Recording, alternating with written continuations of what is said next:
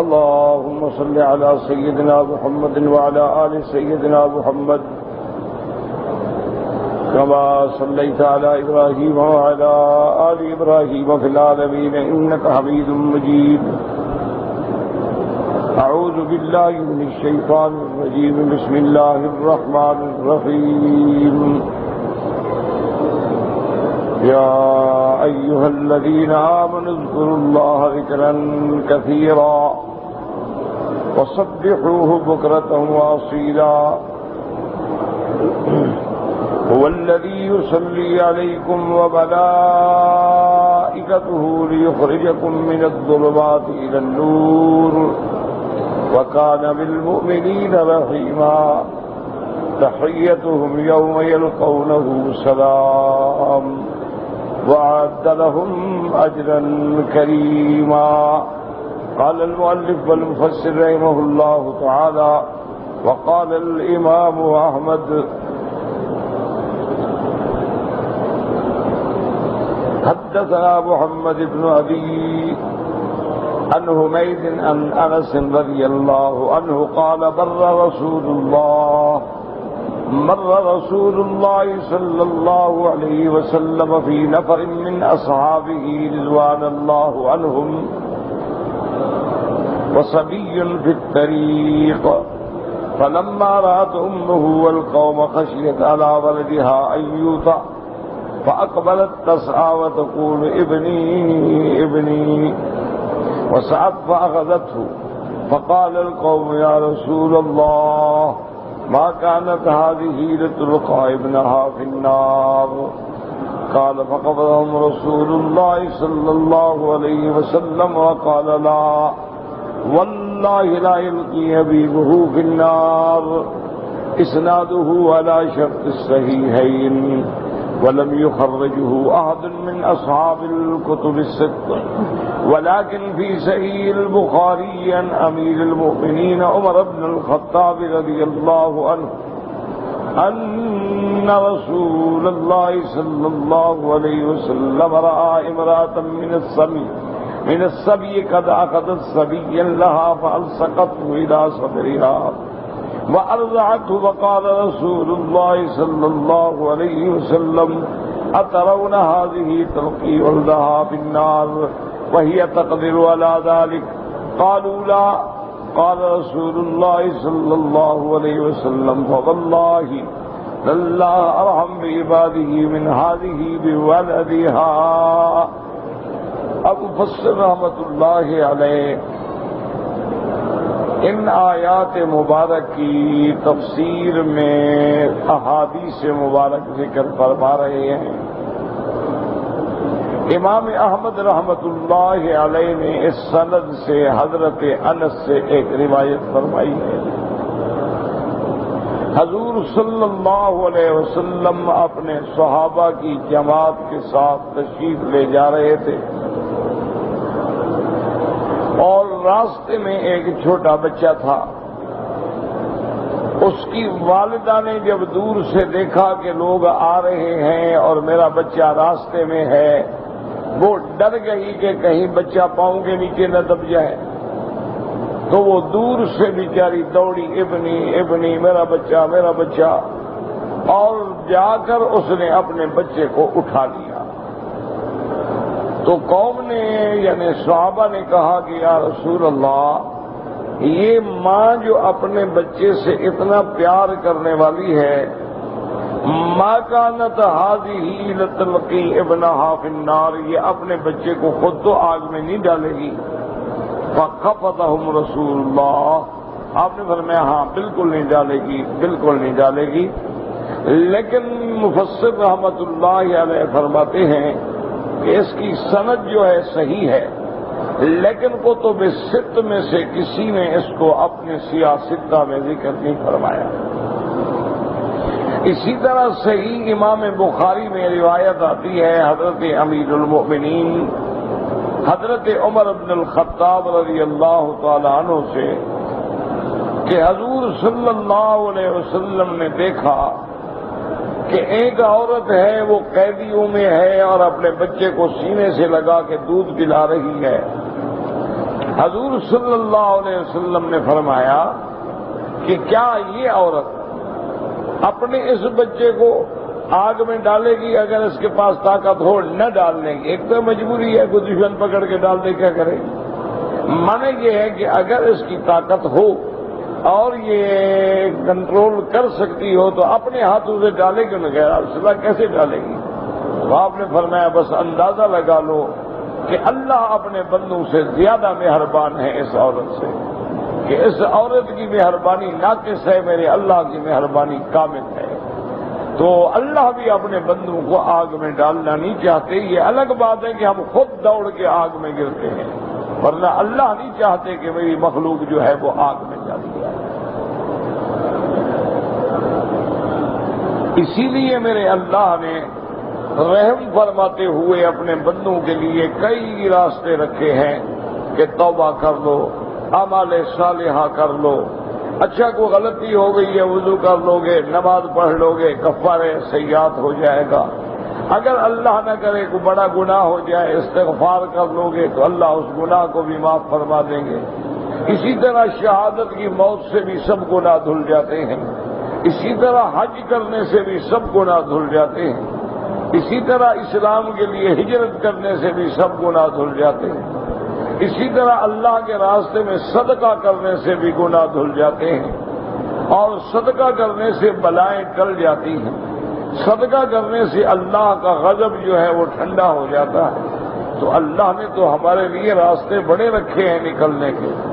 لیکن اگر ہم سارے راستے چھوڑ کے خود ہی جہنم میں جانا چاہیں تو یہ الگ بات ہے. اور اس کے بعد فرمایا وقولہ تبارک و تعالی تحیتہم یوم یلقونہ سلام. الظاہر ان المراد واللہ اعلم تحیتہم ای من اللہ تعالی یوم یلقونہ سلام یوم یسلم علیہم کما قال اللہ عز وجل سلام قولا من رب الرحیم.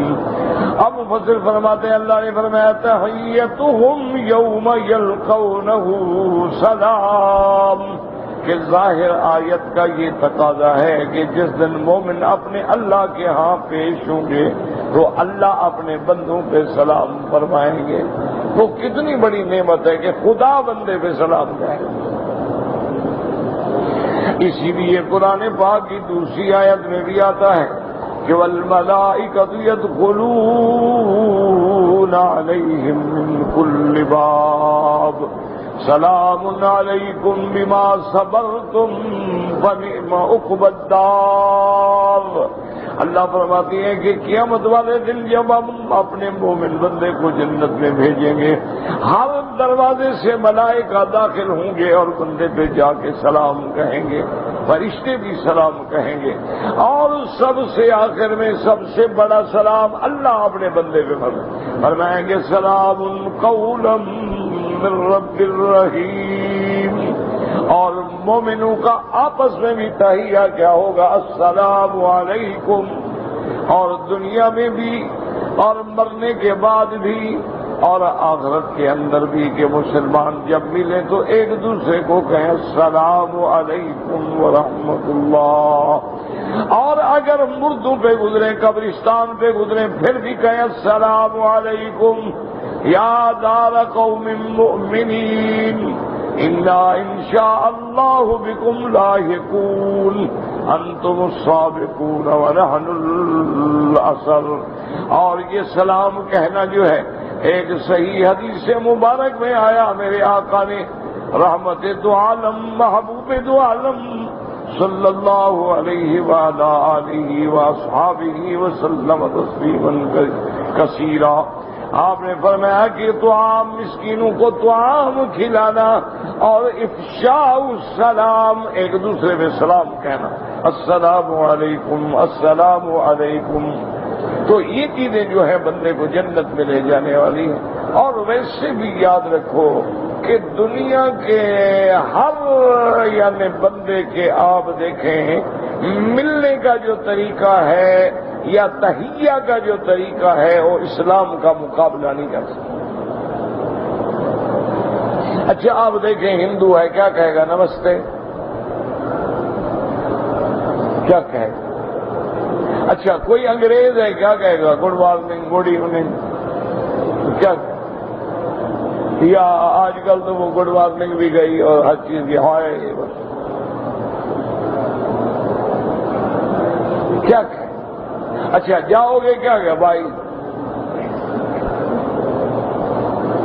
کسی دنیا کا آپ دیکھ لیں کہ ملنے کا جو انداز ہے اس لفظ میں کچھ ہے؟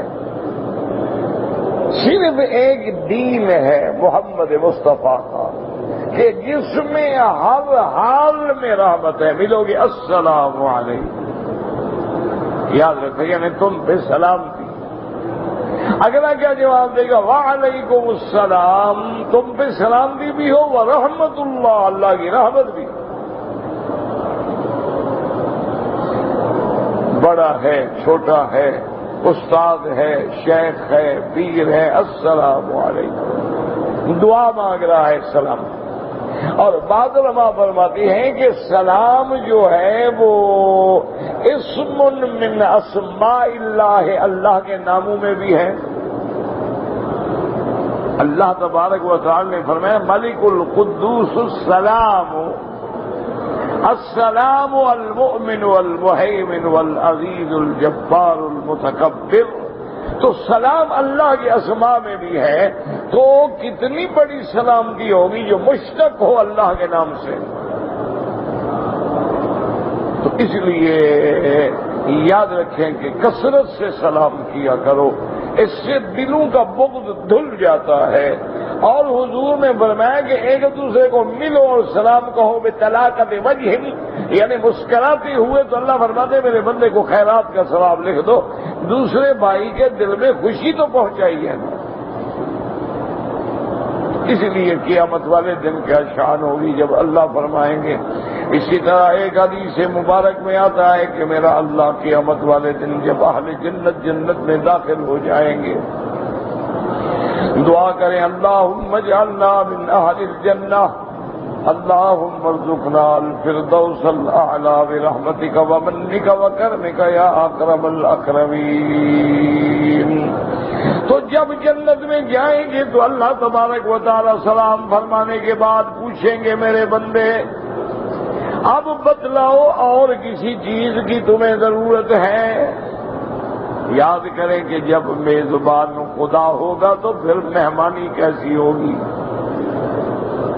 اسی لیے علماء لکھتے ہیں، فقہاء لکھتے ہیں کہ جب بندہ مسجد میں داخل ہوتا ہے تو پڑھتا ہے بسم اللہ والصلاۃ والسلام علی رسول اللہ، اللہم اغفر لی ذنوبی وافتح لی ابواب رحمتک، اور اس کے بعد دعا کرتا ہے کہ اللہم انی اسألک، اور اللہ سے دعا مانگتا ہے، اور ساتھ یہ کہتا ہے میرا مولا سب سے بہتر میزبان آپ ہیں، اور مہمان کا حق ہوتا ہے کہ میزبان سے کچھ مانگے۔ ہم بھی آپ سے مانگتے ہیں کہ اجرنا من النار، اجرنا من النار، ہمیں جہنم کی آگ سے بچا لے۔ وانت خیر المذورین، اور میرا مولا آپ تو سب سے بہتر میزبانی فرمانے والے ہیں، آپ مہربانی فرما کے قبول فرما لیں۔ اب جناب مفسر رحمۃ اللہ علیہ فرماتے ہیں حدیث مبارک میں آتا ہے اللہ فرمائیں گے کہ بتلاؤ کیا چاہتے ہو؟ وہ کہیں گے مولا کون سی نعمت ہے جو ہمیں جنت میں نہیں ملی؟ کہیں گے مولا کچھ رہ گیا باقی کے مانگے؟ ہمیں تو ہمارے مانگنے سے بھی زیادہ مل گیا ہے، ہمارے تصور سے بھی زیادہ مل گیا ہے، ہم کیا مانگیں؟ اللہ فرمائیں گے یاد رکھو آج پھر میں تمہیں وہ نعمت دیتا ہوں جو آج تک تمہیں نہیں ملی۔ تو جنت والے حیران ہو جائیں گے وہ کون سی نعمت ہے؟ اللہ فرمائے گی وَحِلُّ عَلَيْكُمْ رَضَائِي لَا سَخَطَ بَعْدَهُ۔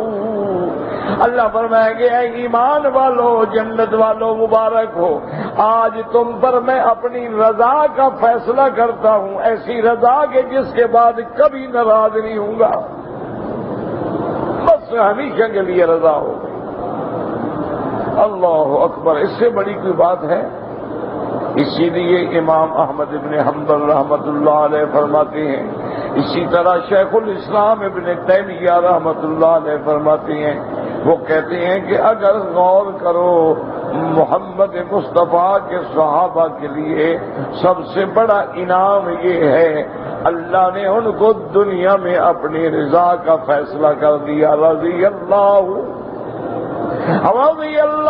عنہم ورضوا عنہ۔ اس لیے شیخ الاسلام فرماتی ہیں جو بندہ اللہ کے راضی ہونے کے بعد بھی صحابہ پہ ناراض ہے پھر اس کے کفر میں کیا شک ہے؟ اللہ تو راضی ہو گیا، یہ ناراض ہے ابھی تک۔ اس کا معنی ہے قرآن کی اس آیت کا منکر ہے کہ اللہ فرماتا ہے میں راضی ہو گیا، وہ مجھ سے راضی ہو گئے، پھر کیا بات؟ اچھا ابھی ان سے غلطی ہے، غلطی کے بعد بھی اللہ راضی ہو گیا۔ تو جب اللہ نے فرما دیا رضی اللہ عنہم ورضوا عنہ تو فرمایا کہ اب اگر کوئی ان سے ناراض ہے تو وہ اس آیت کا منکر ہے، اور قرآن کی آیت کا انکار جو ہے وہ کفر ہے۔ اللہ تبارک و تعالی رحمت فرمائے، اس لیے فرماتی ہیں کہ ظاہر آیت کا تقاضا یہ ہے کہ اللہ سلام فرمائیں گے، تحیتهم یوم یلقونه سلام اے یوم یسلم علیہم كما قال عز وجل سلام قولا من رب الرحيم۔ وزعم قتادة أن المراد أنهم يحيي بعضهم بعضا بالسلام يوم يلقون الله في الدار الآخرة۔ حضرت قتادہ فرماتی ہیں تحیتهم یوم یلقونه سلام، وہ کہتے ہیں اس کا مطلب یہ ہے کہ مومن جب آپس میں ملیں گے تو ایک دوسرے کو جو کہیں گے تحیہ وہ یہی ہوگا، السلام علیکم سلام قولا من رب الرحیم۔ اور اسی طرح سے سلام علی المرسلین والحمد للہ رب العالمین۔ اور اسی طرح ایک دفعہ سیدنا یحییٰ علیہ السلام اور سیدنا عیسیٰ علیہ السلام کا لقاء ہوا، ملاقات ہوئی۔ اللہ اکبر، یہ دونوں شان والے پیغمبر ہیں، اللہ اور اللہ کی شان دیکھیں، دونوں کو اللہ نے اولاد نہیں دی، بیوی نہیں تو اولاد کیا ہوگی؟ خدا کی شان ہے۔ اس لیے بات مفسرین فرماتے ہیں یہب لمن یشاء اناثا، اللہ جس کو چاہے لڑکیاں دے، فرماتے ہیں اس سے مراد حضرت لوط علیہ السلام ہے کہ حضرت لوط کی لڑکیاں ہیں، لڑکا کوئی نہیں۔ وَيَهَبُ لِمَن يَشَاءُ الذُّكُورَ، اور جس کو چاہے لڑکے دے، وہ کہتے ہیں اس سے مراد ابراہیم علیہ السلام ہے، حضرت ابراہیم کے لڑکے تو ہیں لیکن لڑکیاں کوئی نہیں۔ أَوْ يُزَوِّجُهُمْ ذُكْرَانًا وَإِنَاثًا، اللہ تبارک و تعالیٰ چاہیں لڑکے بھی دیں اور لڑکیاں بھی دیں۔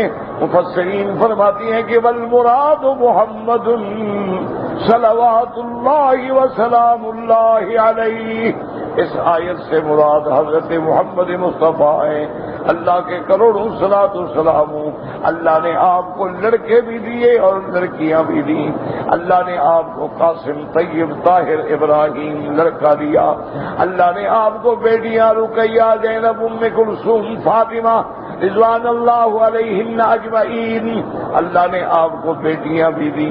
وَيَجْعَلُ لِمَن يَشَاءُ عَقِيمًا، اور جس کو چاہے عقیم بنا دے۔ عقیم بنا لا تلد ولا یولد لہ، اگر مرد ہے تو اس کی اولاد نہ ہو اور عورت ہے تو اولاد پیدا کرنے کے قابل نہ ہو، اس کو کہتے ہیں عقیم۔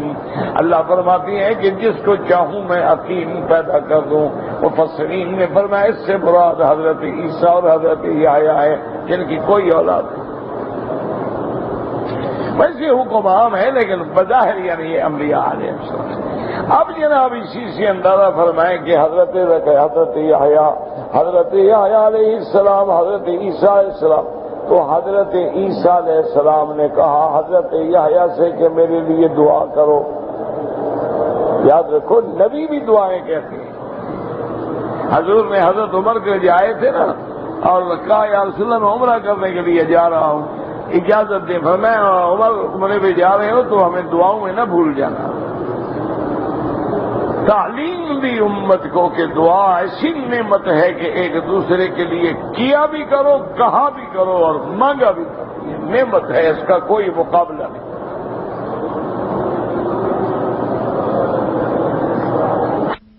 جو ہے سلاح المومن، یہ مومن کا سب سے بڑا ہتھیار ہے، اور دعا جو ہے یہ مخ العبادت ہے، عبادت کا مغز ہے۔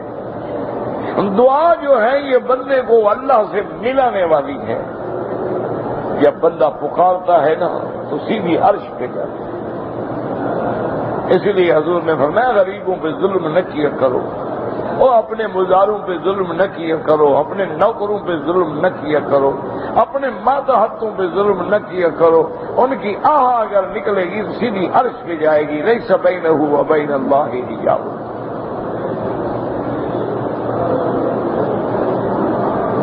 تو حضرت یحییٰ نے عرض کیا کہ حضرت عیسیٰ آپ تو رسول اللہ ہیں، آپ کلمت اللہ ہیں، آپ روح اللہ ہیں، اور آپ دنیا میں اللہ کی قدرت کی نشانی ہے کہ اللہ نے آپ کو بغیر باپ کے پیدا کیا ہے۔ یہ تو نعمت اور یہ شان کسی کو ملا ہی نہیں ہے، تو آپ کے لیے میں دعا کروں۔ آپ نے فرمایا کہ ہاں فرق ہے کہ میں نے تو خود کہا تھا جب پیدا ہوا تھا، اور میری والدہ پہ اعتراض ہوا تھا تو میں نے خود جواب دیا، قال انی عبد اللہ آتانی الکتاب وجعلنی نبیا وجعلنی مبارکا اینما کنت واوصانی بالصلاۃ والزکاۃ ما دمت حیا۔ آگے والسلام علی یوم ولدت، میں نے کہا مجھ پہ اللہ کی طرف سے سلامتی ہے اس دن جس دن میں پیدا ہوا، تو میں نے خود سلامتی کا ذکر کیا تھا۔ اور تیری شان یہ ہے کہ خدا کہتے ہیں وَسَلَامٌ عَلَيْهِ يَوْمَ وُلِدَ وَيَوْمَ يَمُوتُ وَيَوْمَ يُبْعَثُ حَيًّا، اور میری طرف سے سلامتی ہو یحییٰ پہ اس دن جس دن پیدا ہوا، جس دن موت ہوگی، جس دن اٹھایا جائے گا۔ تو اتنا بڑا فرق ہے، میں نے خود کہا تیرے لیے تو اللہ نے کہا۔ اس لیے سلام جو ہے کہ کتنی بڑی نعمت ہے کہ آدمی ایک دوسرے پہ بھی سلام کرے، اور یاد رکھے کہ سلام کے آداب ہیں۔ اگر آنے والا سوار ہے تو اس کا حق ہے کہ سلام کرے، اور اگر بیٹھا ہے کوئی بندہ تلاوت قرآن میں مشغول ہے، اللہ کے ذکر میں مشغول ہے، تو پھر اس کو ڈسٹرب نہ کریں۔ اور اگر مجلس ہے تو ایک دفعہ کہہ دے السلام علیکم، سب پہ ہو گیا وہ سلام۔ اور خدا کی شان دیکھیں گے اللہ نے نمازیں بھی ہماری کہاں ختم کی، السلام علیکم ورحمۃ اللہ، السلام علیکم ورحمۃ اللہ۔ تو جانب یمین میں جتنے بندے ہیں، جتنے فرشتے ہیں، ملائکہ ہیں، مومنین جن ہیں، سب پہ سلام ہو گیا۔ اور جب بائیں طرف کہا تو جتنے فرشتے ہیں، ملائکہ ہیں، مومنین الجن والانس ہیں، سب پہ سلام ہو گیا۔ اور یہی سلام قیامت میں بھی ہوگا، یہی سلام جو ہے مرنے کے بعد بھی ہوگا، یہی سلام جو ہے قیامت والے دن اللہ کے دربار میں جب جائیں گے تو سلام ہوگا، آپس میں بھی سلام ہوگا، ملائکہ بھی سلام فرمائیں گے اور اللہ بھی سلام بھیجیں گے۔ اس لیے حضرت قتادہ فرماتے ہیں ان المراد انہم یحیی بعضهم بعضا بالسلام یوم یلقون اللہ فی الدار الاخرہ، واختارہ ابن جریر رحمۃ اللہ علیہ نے اسی قول کو پسند فرمایا ہے۔ فرماتے ہیں وقد یستدل بقولہ تبارک و تعالی دعواہم فیہا سبحانک اللہم وتحیتہم فیہا سلام وآخر دعواہم الحمدللہ رب العالمین۔ اور قیامت والے دن جب اللہ کی دربار میں حاضر ہوں گے تو اس وقت کیا کہیں گے؟ آپس کا تحیہ کیا ہوگا؟ سلام۔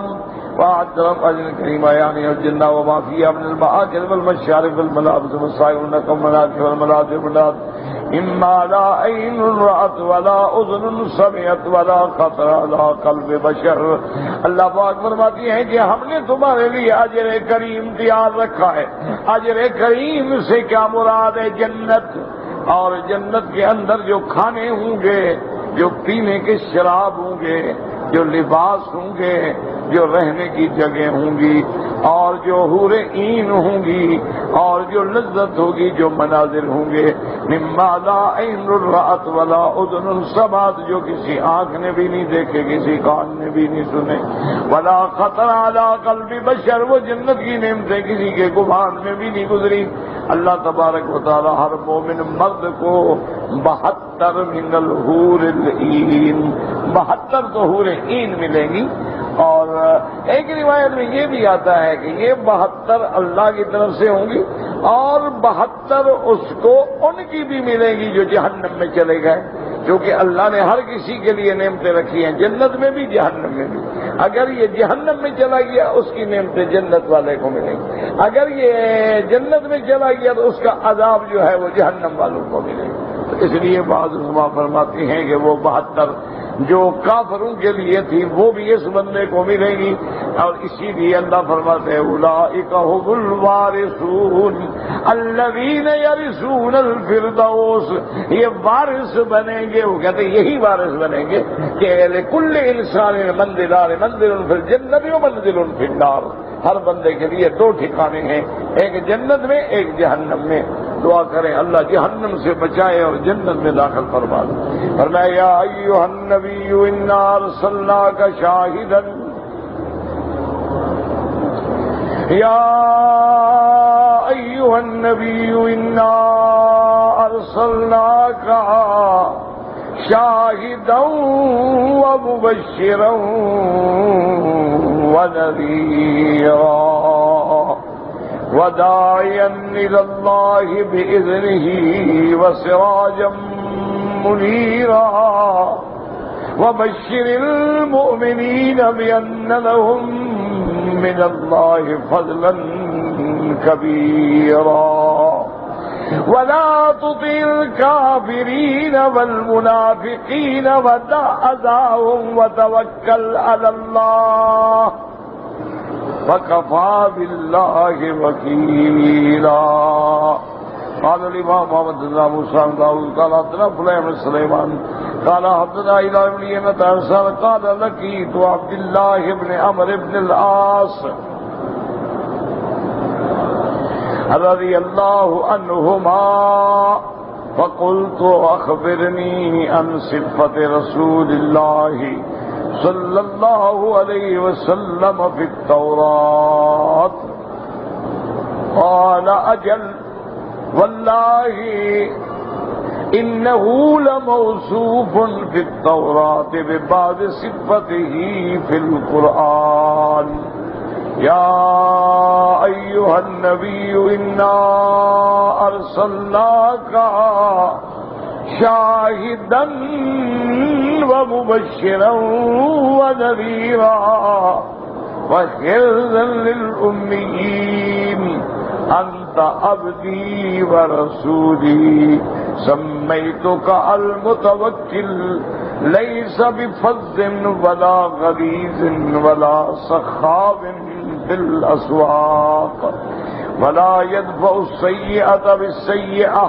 ولكن يعفو ويصفى ويغفر ولن يقبضه الله حتى يقيم به الملة العوجا بأن يقولوا لا إله إلا الله ويفتح بها أعينا عميا وآذانا صما وقلوبا غلفا.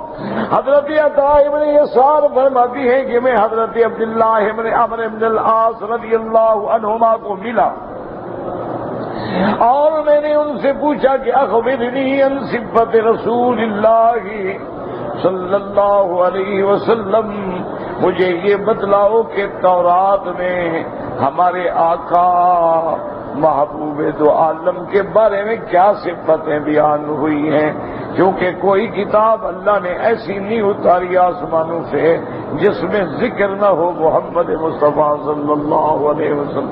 ہر کتاب میں اللہ نے میرے نبی کا ذکر کیا۔ اللہ اکبر، کتنے شان والا نبی اور شان والی امت ہے، لیکن آج ہم قہر مذلت میں پڑے ہیں۔ امت پہ تیری آگے عجب وقت پڑا۔ انا للہ و انا الیہ راجعون۔ ورنہ غور کریں کہ سب سے افضل نبی ہمیں ملا، سب سے افضل گھر کعبہ ہمیں ملا، سب سے افضل دین اسلام ہمیں ملا، سب سے افضل کتاب قرآن ہمیں ملا، لیکن ہم بھٹک گئے۔ انا للہ و انا الیہ راجعون۔ کتنا بڑی بدقسمت۔ آج قرآن کی نعمت موجود ہے، لیکن لوگ انگریزوں کی کتابیں پڑھ کے حوالے دیتے ہیں اور اس کو بڑا عالم سمجھا جاتا ہے، اور جی انگریزی میں تقریر کرتا ہے اور انگریزی کے حوالے دیتا ہے۔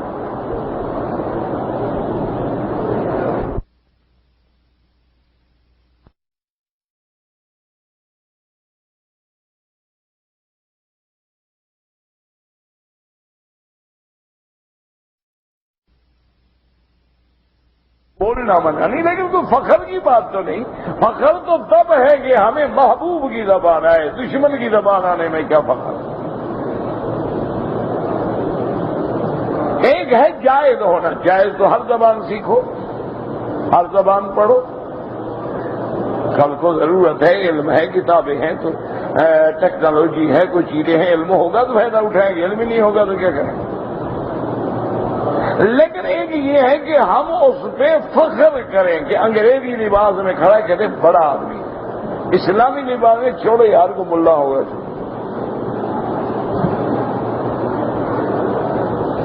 اور اگر بالکل اس کی موٹی پنڈلی پہ چادر ہے، جیب میں مسواک ہے، سر پہ پگڑی ہے، کہ چھوڑو یار یہ تو کوئی کارٹون ہے۔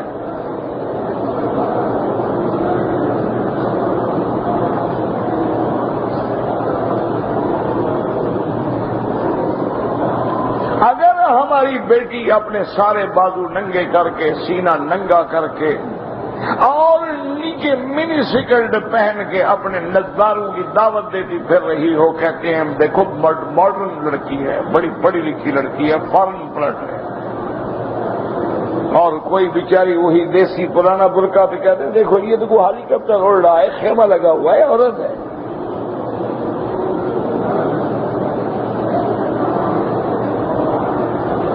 کہتے ہیں جناب یہ پتہ نہیں کون سا برقع ہے، کوئی خیمہ لگا ہوا ہے، یہ ابھی اڑے گی،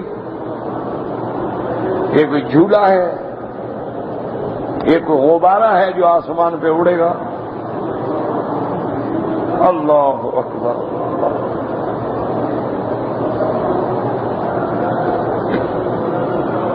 انگریزی پڑھنے والا ہے، انگریزی اسکول ہے، انگریزی کالج ہیں، فرانسیسی کالج ہیں، جرمنی کی زبان کے کالج ہیں، وہ قابل احترام ہیں۔ جہاں محمد کی حدیث اور قرآن پڑھایا جاتا ہے وہ ختم کرنے کے قابل ہیں۔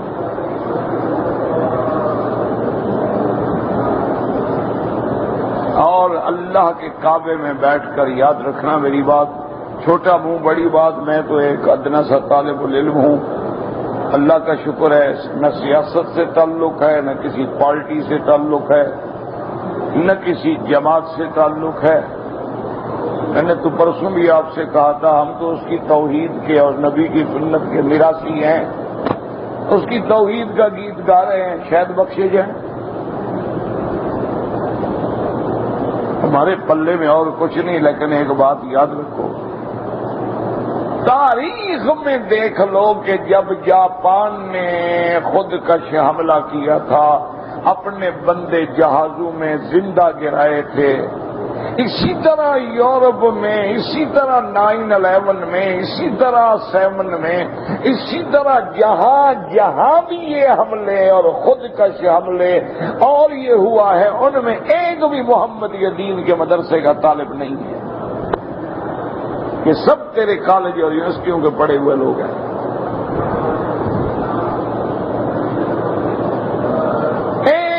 کیوں؟ دین تو سلامتی کا نام ہے.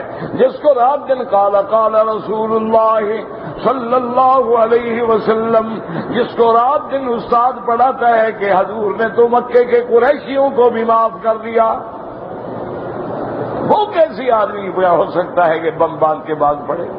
یہ بعض داڑھی والے لوگ خریدے جاتے ہیں، غریب لوگ جن کے پاس روٹی نہیں ہوتی، کپڑا نہیں ہوتا، گھر نہیں ہوتا، معاشی تنگی ہوتی ہے. ہم کہتے ہیں یار ہم سے 20 لاکھ لے لو، تمہاری ایک جان جائے گی، باقی تو عزت کی زندگی گزاریں گے نا. یہ سب کہانیاں ہوتی ہیں، ورنہ کوئی قصے ہوتے ہیں. یہ ایک آدمی مرنے کے لیے جا رہا ہے، پہلے وہ اپنی فلمیں بنا رہا ہے.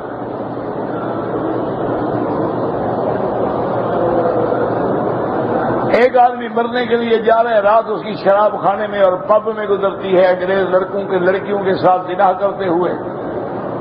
اور خدا کا خوف کرو، بڑے سے بڑا گناہگار ہو، فاسق ہو، فاجر ہو، زانی ہو، شرابی ہو، اس کے سامنے بھی موت آ جائے یار وہ کہتا ہے یار چھوڑو مجھے کلمہ تو پڑھ لینے دو.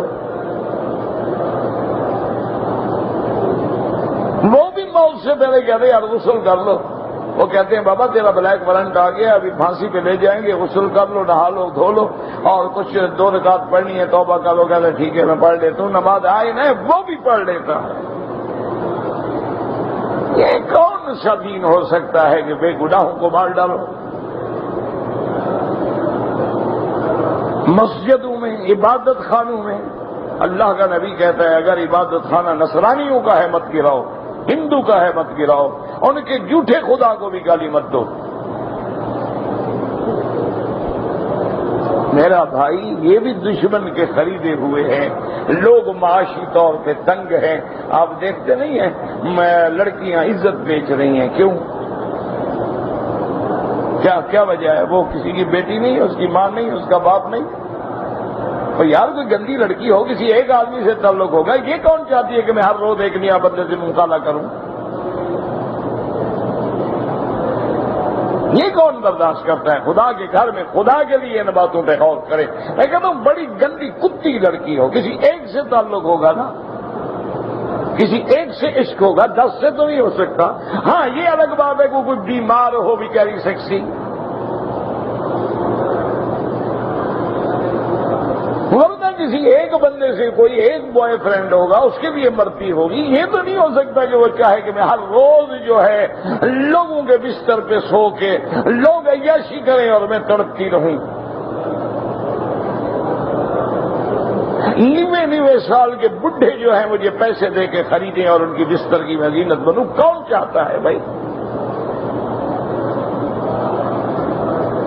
کوئی بھی برداشت نہیں کر سکتا ہے. یاد رکھو یہ سارا عذاب جو آیا ہے یہ تیری تعلیم کا عذاب ہے، یہ انگریز کی تعلیم کا عذاب ہے. جب بھی گولیاں چلیں، کالجوں میں چلیں، یونیورسٹیوں میں چلیں، الحمدللہ ہمارے کسی مدرسوں میں نہیں چلیں.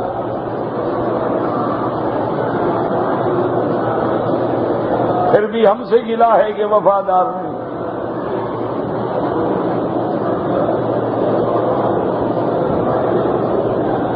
اس لیے میرا تو وہ ایمان ہے، یاد رکھو کہ کبھی بھی کسی حال میں بھی جو عالم ہے وہ ظالم نہیں بن سکتا. جو قرآن و حدیث کا عاشق ہے وہ کسی کو ہاں کافروں سے لڑنے کے لیے جائز ہے، مر جاؤ، اور اس کے لڑنے کے لیے بھی ہدایات ہیں. یہ نہیں ہے کہ کافر بازار میں جا رہا ہو تو لڑ پڑو. یہ نہیں ہے کہ ہندو کوئی تمہارے علاقے میں رہتا ہو تو اس کو مار ڈالو. یہ تو کہیں نہیں، بلکہ اس کی حفاظت ہماری ذمہ داری ہے. وہ معاہد ہے، وہ ذمہ ہے، نہیں ہے ہمسایہ ہے، کافر ہے، پھر بھی ہم اس کی عزت کی حفاظت کریں گے.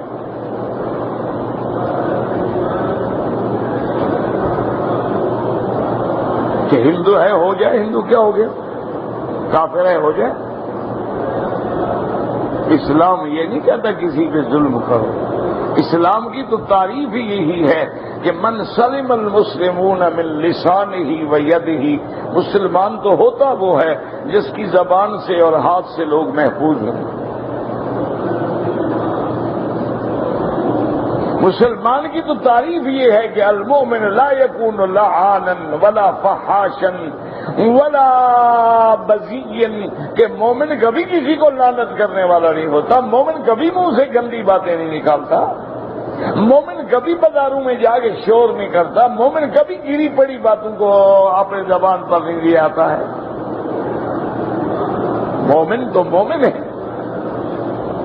تو اسی سے اندازہ کریں کہ کتنے شان والا ہمیں نبی ملا کہ کوئی دنیا کی کتاب آسمانوں سے نہیں آئی جس میں ذکر نہ ہو محمد الرسول اللہ۔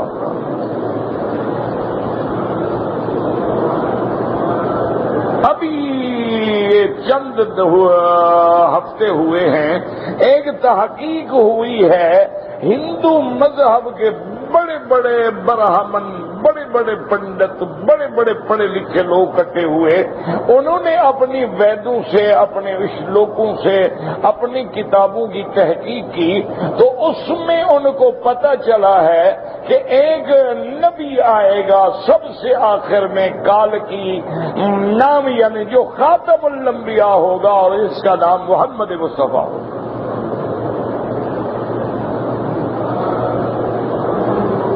کتابیں بھی یہ کہتی ہیں۔ اسی طرح آپ سکھوں کی کتابیں پڑھیں، وہ تو یہ بھی کہتے ہیں کہ گرو نانک مکے مدینے میں گیا تھا، حج کرنے گیا تھا، وہ تو یہ بھی کہتے ہیں۔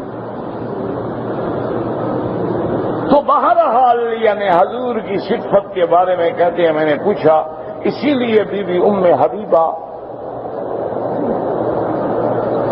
بنت ابی سفیان، حضرت ابی سفیان کی بیٹی ہے اور زوجہ ہے محمد مصطفیٰ کی، آپ حبشہ میں تھیں، بادشاہ حبشہ نے حضور کا نکاح کیا، اور اسی نے حق المہر دی، اور اسی نے بڑے اکرام سے، اعزاز سے ملازم، سواریاں، باندیاں، سونا، چاند، جو کچھ اس کی توفیق دی اس کو دے کے حضور کے لیے مدینے بھیجا۔ تو بی بی ام حبیبہ نے فرمایا کہ یا رسول اللہ، ہمارا راستے میں گزر ہوا ایک عیسائیوں کا بہت بڑا مندر تھا، گرجا تھا،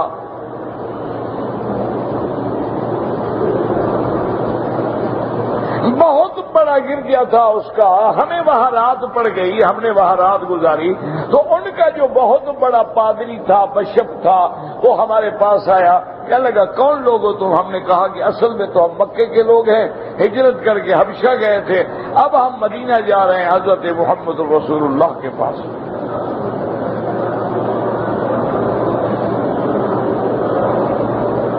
اس نے کہا کہ اچھا تم لوگوں میں سے، قافلے والوں میں سے کوئی ایسا مرد یا عورت ہے کہ جو محمد مصطفیٰ کو جانتا ہو؟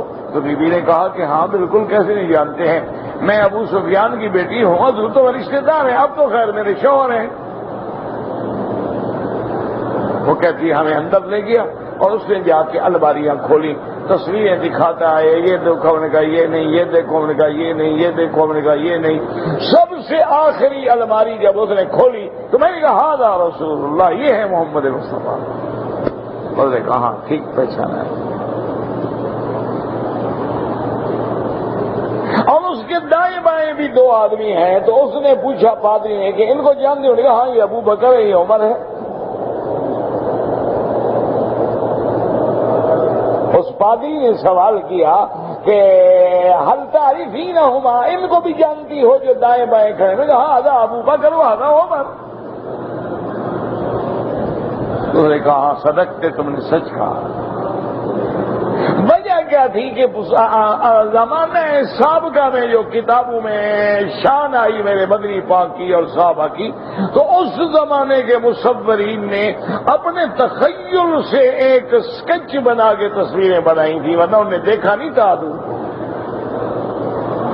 بات سمجھے؟ آج کل دیکھتے ہیں نا، آپ کو واردات ہو جاتی، کہتے ہیں نہیں مجھے منہ کا خاکہ بناؤ، تو ایک تخیل ہوتا ہے، اندازہ ہوتا ہے. وہ کہتے ہیں آپ نے کیا دیکھا، قد کیسے تھا، لمبا تھا، داڑھی تھی نہیں تھی، چہرہ گول تھا، لبوترا تھا، بیضوی تھا، کیسا تھا، اور کون سی زبان بول رہے تھے، رنگ کیسا تھا. وہ ایک تخیل تھی. تو ان لوگوں نے جب کتابوں میں پڑھا تھا تو انہوں نے بھی وہ تماثیل تیار کی تھی. حضرت ابراہیم علیہ السلام، حضرت اسماعیل علیہ السلام، حتیٰ کہ خدا کے کعبے کے اندر حضرت ابراہیم کا پورا بت اسکیچ رکھا ہوا تھا.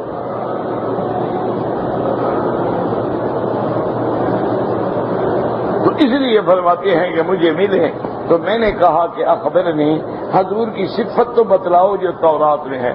تو آپ نے فرمایا کہ اجل واللہ انہ لموصوف بالتورات. انہوں نے کہا کہ ہاں بالکل میں بتلاتا ہوں، تورات میں بھی آپ کی بعض صفتیں وہ ہیں جو اللہ نے قرآن میں بیان کی ہیں. جیسے اللہ نے قرآن میں فرمایا کہ آپ شہادت دینے والے ہیں، آپ دعوت دینے والے ہیں، آپ خوشخبری دینے والے ہیں، آپ ڈرانے والے ہیں. یہ تورات میں بھی ہے.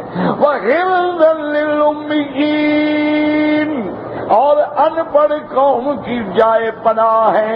انت عبدی و رسولی، محمد مصطفیٰ تم میرے بندے ہو، میرے رسول ہو. سمیتک المتوکل، میں نے تیرا نام متوکل رکھا ہے. لیس بفظ، محمد مصطفیٰ سخت نہیں تھے، ولا غلیظ ولا سخاب فی الاسواق، اور محمد مصطفیٰ سخت گو نہیں تھے، بازاروں میں شور کرنے والے نہیں تھے. ولا یدفع السیئۃ بالسیئۃ، برائی کا بدلہ برائی سے نہیں دیتے تھے. ولکن یعفو ویصفح ویغفر، بلکہ معاف کر دیتے تھے، درگزر کرتے تھے، بخش دیتے تھے. ولن یقبضہ اللہ حتی یقیم بہ، اور اللہ اس وقت تک حضرت محمد مصطفیٰ کو دنیا سے نہیں اٹھائیں گے جب تک اس ملت آپ کی امت جو ٹیڑھی ہو چکی تھی ان کو صحیح بانوں میں توحید پہ سیدھا نہ کر دیں کہ ان یقولوا لا الہ الا اللہ، یعنی اسلام کا غلبہ ہوگا. فیفتح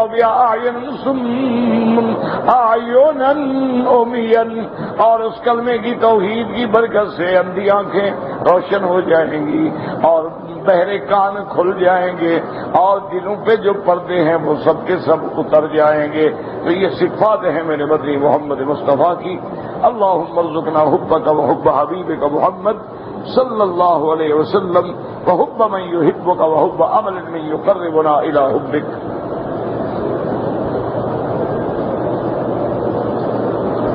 کہتے جی کہ میرے پاس 40,000 روپے سود کے تھے، میں نے مکان بنانے میں لگا دیے. اب تو میرا بھائی کوئی حل نہیں، توبہ کرو. ایک ہی حل ہے کہ استغفار کرو. اب یہ تو نہیں کہ مکان گرا دو. اگر اللہ کا بھی توفیق دے اتنا پیسہ نکال کے خیرات بھی کر سکتے، لیکن ورنہ توبہ کرو، اللہ معاف کرے، اور آئندہ احتیاط کرو.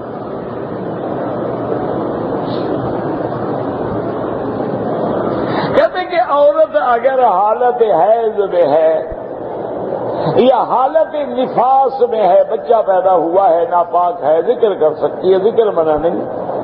لا الہ الا اللہ، اللہ اکبر، سبحان اللہ، الحمدللہ، کوئی منع نہیں، بالکل ذکر کر سکتی ہے اس حالت میں، حالت حیض میں بھی، حالت نفاس میں بھی، جتنا چاہے ذکر کر سکتی.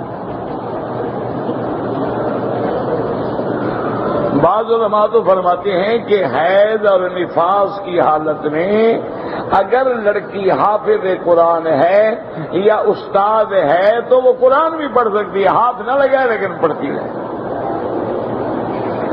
اس لیے کہ علماء فرق کرتے ہیں فقہا کہ ایک ہے ناپاکی جنابت سے کہ میاں بیوی لیٹے دونوں ناپاک ہو گئے، ایک ناپاکی ہے حیض سے.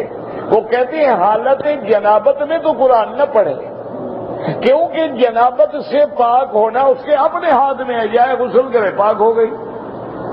لیکن حیض سے پاک ہونا تو ہاتھ میں نہیں ہے نا، ہو سکتا ہے 7 دن لگ جائے، 8 دن لگ جائے، تو اس کو قرآن ہی نہ بھول جائے. تو لہذا یہ ہے کہ وہ قرآن پڑھ سکتی ہے حیض کی حالت میں، جنابت کی حالت میں نہیں پڑھ سکتی. اور ذکر کرنے میں تو کسی کا اختلاف ہی نہیں ہے، تمام ائمہ متفق ہیں، ہر حال میں ذکر کر سکتی ہے.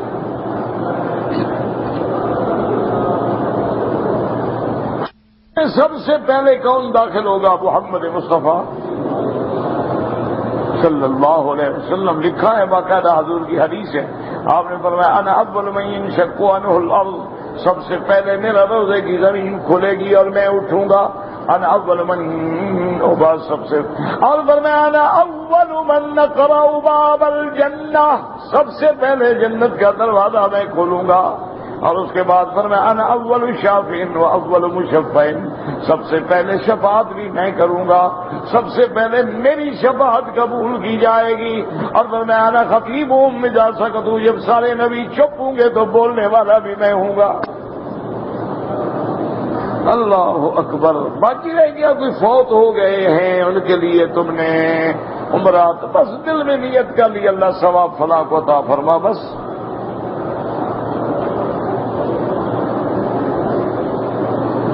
کہتے جی کہ جب حضور معراج پہ تشریف لے گئے تھے تو حضور صلی اللہ علیہ وسلم کو اللہ کا دیدار نصیب ہوا تھا. جمہور صحابہ کی یہی رائے ہے کہ دیدار نصیب ہوا. بعض صحابہ قائل نہیں ہیں، بی بی عائشہ بھی قائل نہیں ہے، لیکن جمہور صحابہ اسی طرف ہیں کہ حضور کو معراج کی رات جو ہے اللہ سے کلام بھی شرف ہوا ہے اور دیدار بھی ہوا ہے. اور اس لیے بعض صحابہ کہتے تھے کہ یہ رؤیت جو ہے یہ خاص صرف حضرت محمد مصطفیٰ کی. اچھا، قرآن میں آتا ہے نا کہ کوئی آنکھ نہیں دیکھ سکتی، تو اس کا بھی وہ جواب دیتے ہیں کہ دنیا میں کوئی آنکھ نہیں دیکھ سکتی، آخرت میں تو سب دیکھیں گے نا، آخرت میں تو ہر مسلمان کو بھی دیدار ہوگا نا. تو معنی یہ ہے کہ دنیا میں نہیں دیکھ سکتے. اور حضور نے جب دیکھا آسمانوں پہ تھے، زمین پہ تو تھے ہی نہیں.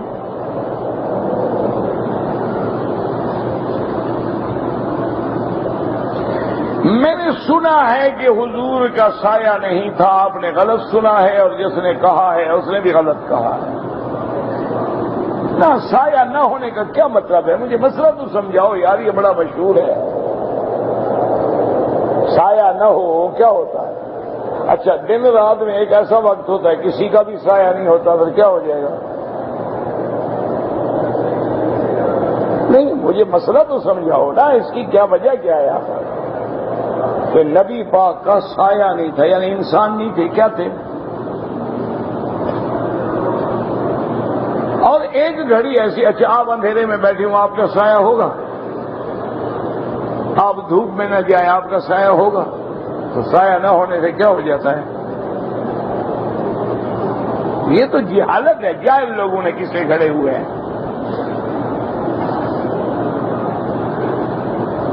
اللہ کے نبی انسان تھے، بشر تھے. دکھ ہے، سکھ ہے، تکلیف ہے، بیماری ہے، کھانا ہے، پینا ہے، بھوک ہے، ہر چیز ہے، نکاح ہے، بیوی ہے، اولاد ہے، بچے ہیں، سب کچھ ہے. جب آپ دھوپ میں ہوتے تھے سایہ ہوتا.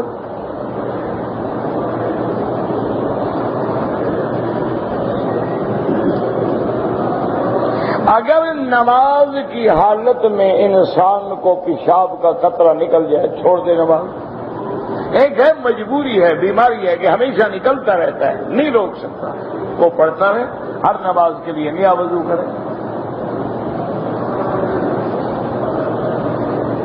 شب برات کوئی ہوتی تو روشنی کیا ڈالوں، وہ تو رات ہوتی ہے، اندھیرا ہوتا ہے. اور برات کوئی لفظ نہیں، لفظ ہے براء. تو بعض علماء فرماتے ہیں کہ اس رات میں فیہا یفرق کل امر حکیم، اللہ فیصلے فرماتے ہیں رزق کے، موت کے، حیات کے. لیکن صحیح بات یہ ہے کہ وہ لیلۃ القدر میں. بہرحال بعض علماء فرماتے ہیں مبارک رات ہے، عبادت کرے آدمی، لیکن قرآن اور حدیث سے ثابت نہیں.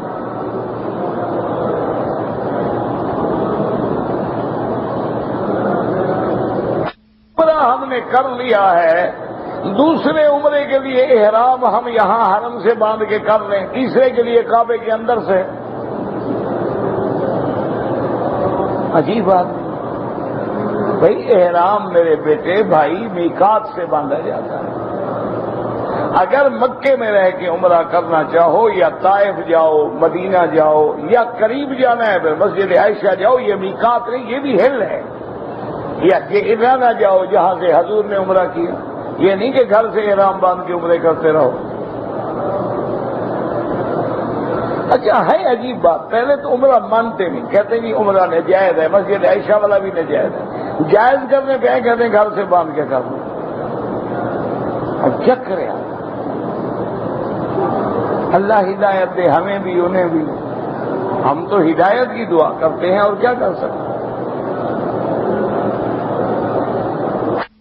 پیشاب کا قطرہ ہے تو آپ کو انتظار کرنی ہوگی، جب تک پوری تسلی نہ ہو وضو نہیں ہوگا۔ ایک عمرہ کیا ہے، بال صاف کرا دیے ہیں، دوبارہ عمرہ کرے پھر اس طرح پھروائے گا، بال ہوں یا نہ ہوں۔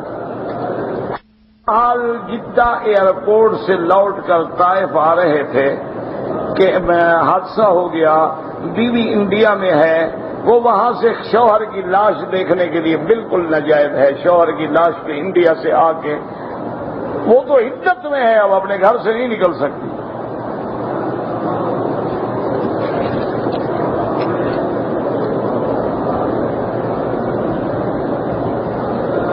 حادثہ ہو گیا، شہید ہو گیا، آپ کا لڑکا آپ کو ملے گا، بچے کا جو دوسرے بھائی کا پالا ہے وہ بھائی کا ہے، وہ آپ کا تھوڑا ہے، وہ تو متبنہ ہے۔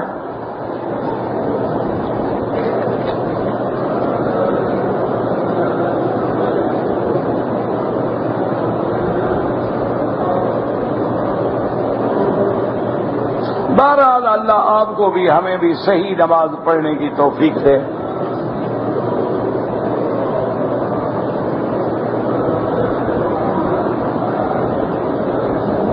کہتے ہیں جی کہ میں نے عمرہ کیا، طواف کیا، صفا کیا، میں گھر سے چونکہ سر پہ اس طرح پھروا کے آیا تھا، بال نہیں تھے، لہٰذا میں نے داڑھی کے بال کاٹ دیے، ماشاءاللہ گناہ بھی ہوا جناب، اور اس طرح بھی پھرواؤ، ایک بکری دم بھی دو،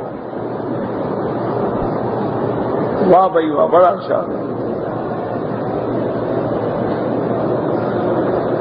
کہتے جی کہ ایک رات میں قرآن کا ختم جو ہے حدیث نبی کے خلاف ہے، نہیں، افضل یہ ہے کہ 3 راتوں میں ختم کیا جائے، ورنہ تو بعض صحابہ ہیں جو روز ختم کر لیتے تھے، حدیث سمجھا کرو۔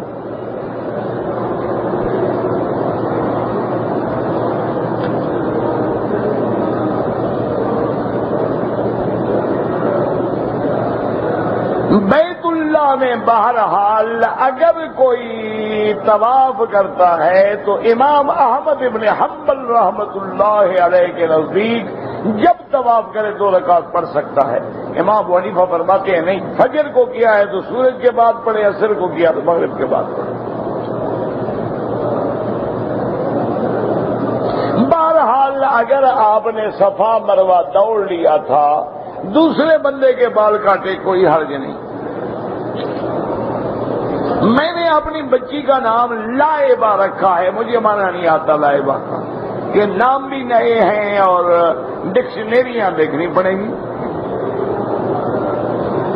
پتہ نہیں کیا ہوتا ہے، عجیب عجیب نام رکھ لیتے ہیں، اللہ ہدایت دے۔ ارشا، فرشا، کرشا، یرشا، بتائیے کیا کیا نام، ماہین، نورین، پتہ نہیں کیا بنا، اور سیدھا انگریزوں والا نام رکھا کرو بھائی۔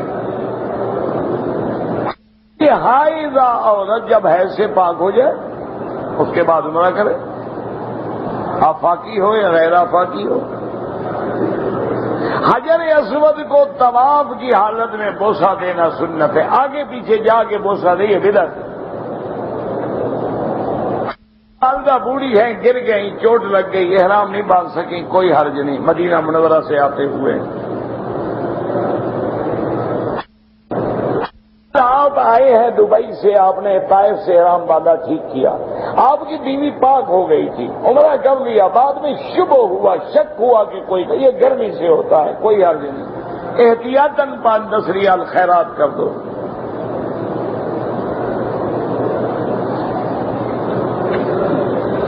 اجازت کے بغیر جو پائپ کے ٹکڑے بچتے ہیں آپ نہیں بیچ سکتے۔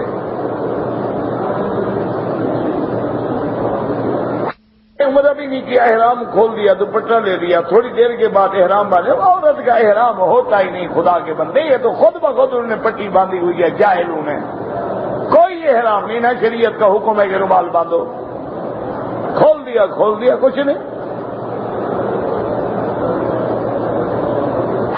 احرام کی حالت میں کپڑے پلید ہو جائے بدل ڈالو، دھو ڈالو، کوئی مسئلہ نہیں۔